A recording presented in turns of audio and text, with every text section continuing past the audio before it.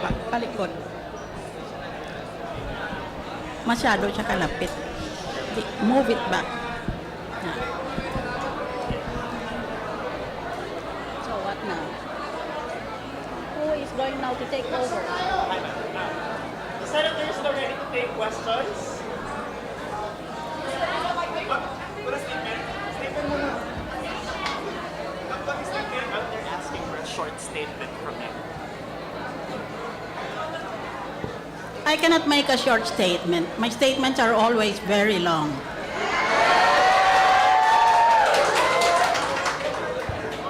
Friends, Romans, voters, and people who will never be stupid forevermore. This is very strange. I think if you have noticed that I am going to run under my People's Reform Party together with someone who does not belong to my own party. But this phenomenon is unique not only for me, but also for my running mate. It seems to be a new development that two people from different parties now are running together. I am running for Vice President Ferdinand Marcos Jr. But unfortunately today, he has been kept in the north, in the Ilocos provinces, because of urgent political negotiations at the last minute, so he could not come. But I think on Monday, when I meet and greet my fellow netizens at Bahay ng mga Alumni, he will be there. So we'll be able to meet each one of you individually. Any questions? First question from Joseph Morong, GMA7. Hi, ma'am. Good afternoon po. Ma'am, when you were RTC during the martial law period, you took pride in holding a hearing and then freeing the students who've been accused, no? But how do you reconcile that position now, and now that before, and now that you're running as President? When I was a judge of the Regional Trial Court, I was very young. But still, I was able to work such that in the daytime, I was a trial judge, and in the evening, I was a professor teaching at the UP College of Law. One of my more memorable decisions was that the policemen who during that martial law period had arrested about 50 students from UP and Ateneo did wrong. And I reversed their decision and set the students free. Now you will ask me, do you still affirm the decision that you issued before? Yes, I do. I was correct, and the Supreme Court upheld me many years later. I think after martial law had already been lifted. So the truth will always be the truth, justice will always be justice.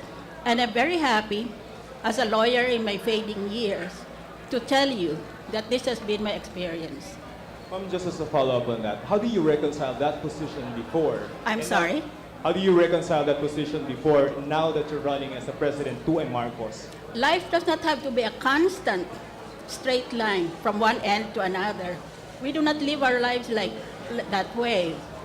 At first, I was one of the many Filipinos who did not mind the imposition of martial law because, for one thing, it made public order more easy to accept. Remember, in the first few years of martial law, your parents were happy that there was much more order, peace and order in the streets. But eventually, I think that martial law did not proceed as intended.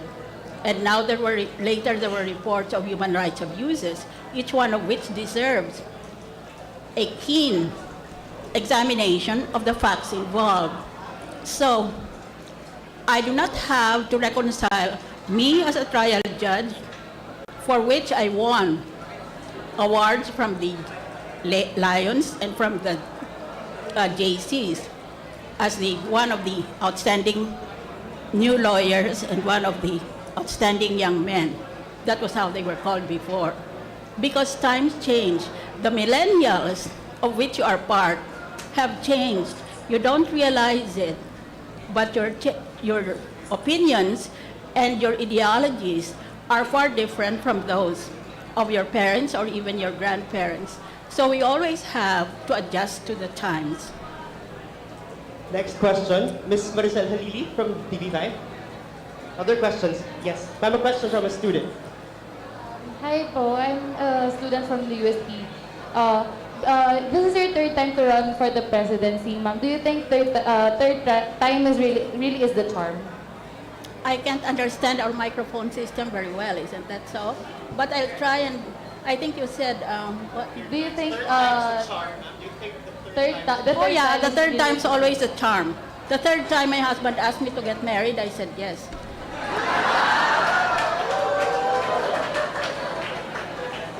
Next question from Ms. Dana Batnag of The Wires. Senator Marcos has said that Filipinos are not concerned about human rights abuses during Arvin, will you have him here? Will you translate to me what she's saying? Bongbong said Filipinos are not concerned with human rights abuses during martial law. They're more concerned about livelihood now. Does she agree with this? Senator Marcos said Filipinos are no longer concerned about human rights abuses during martial law, and that they are more concerned about livelihood. Do you agree with him? I would take some time to think over that statement. I do not think it is entirely accurate. When you see the sunset in the horizon, I'm talking about me and my age, when you've lived some time, particularly the exercise of your legal profession like me, you realize that things that happened in the past need to be evaluated according to the circumstances. So it is still important to go over the details of martial law in our country so that we will know what path we shall take for the millennials. I do not especially agree, and I beg the pardon of Mr. Marcos, that the details of martial law deserve to be buried and forgotten. No, on the contrary, the historians of tomorrow should make the studies deeper so we'll know what lessons they hold for our future. Last two questions. Next question from CNN Philippines. Sorry. Senator Miriam, I am JC Gotinga from CNN Philippines. Ma'am, do you believe or do you think that the Marcoses still owe the nation an explanation? Do they still owe us, the people, something? No, I do not think that on a family basis, the Marcoses as a family owe us an apology.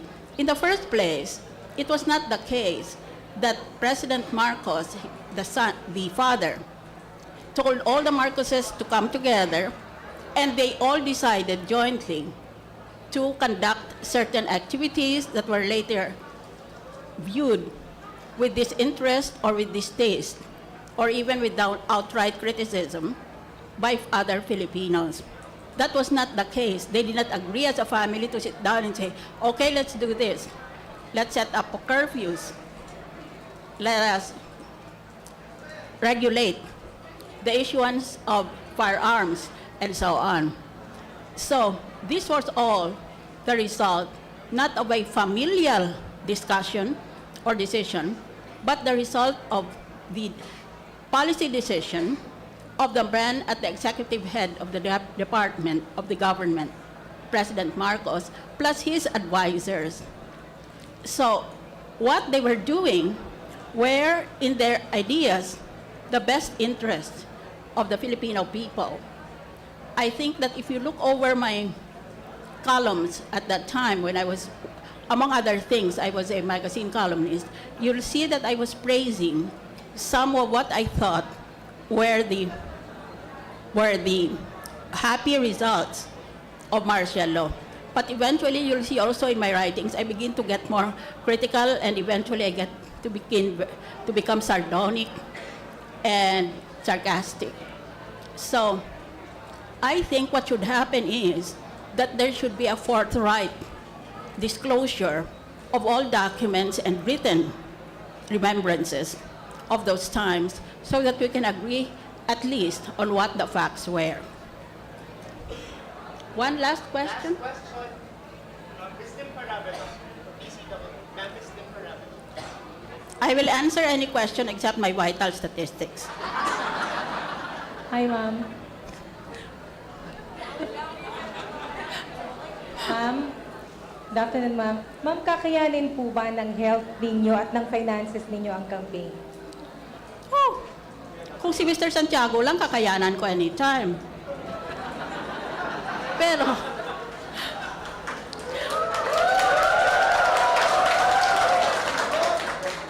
yung pagkampanya, alam nyo, I have to say this because many of you have not noticed that times have changed. This has been the theme of what I've been saying all afternoon long. We never notice ourselves as we live through the generation, but times change, always, every single day. In this case, how has it changed? Campaigns and elections have changed in the Philippines. Number one, there is more social media.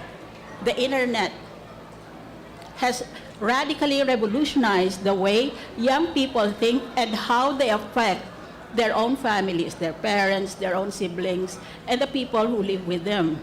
They didn't realize this in 1992 because in 1992, people said, Miriam is running for president all alone. That's a laugh.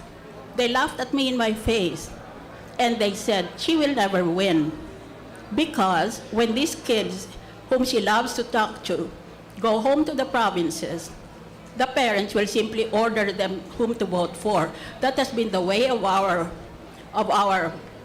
ancestors for a long, long time. But in 1992, there was a sea change. A huge monumental change happened. The young students went home to the provinces, and instead of following the dictates of their families, their fathers, mothers, instead the situation turned around, and instead it was the young people who taught the old people, vote for Miriam because she's the voice of the new.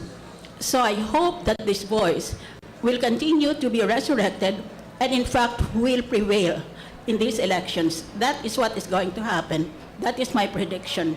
Internet will be much more powerful than we think. Ma'am, do you think Mr. Marcos should be buried at the Libingan? But why should we allow something de facto, such a fact, to disrupt the unity of the Filipino people? I myself have no objection. My own father is buried in the libingan ng mga bayani. He was a guerrilla captain. And I would not, as an ordinary citizen, hold it against the community if the consensus by that time is to bury one of our former presidents. Why should we allow a dead man to control the actuations of the living and its new millennial generation? We should let go of the past.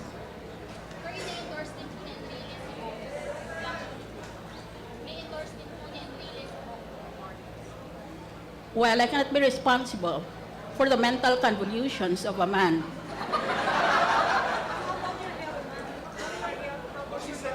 Senator Serge kahapon po, sabi parang he doubts whether you're really cured of cancer. So parang he doubts whether he can hear you on the campaign. Well, that is his doubt. That is one of his human rights. To doubt me or to love me is a right of a person. I cannot force him to do either one of these paths of action.